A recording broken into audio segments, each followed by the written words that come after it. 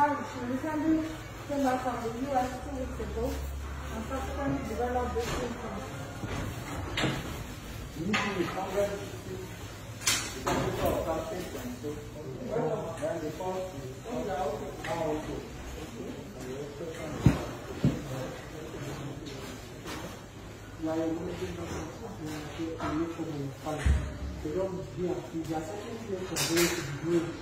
Okay, for now, the thing we want you to do this case now, you must not take it off at any point in time. If you do anything, they are always on the road to make sure that you are helping.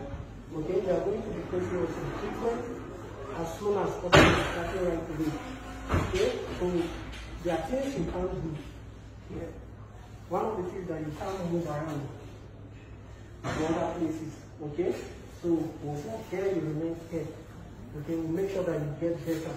And we are very optimistic that at the end of the day, you're going to be fine. Okay? Thank you very much.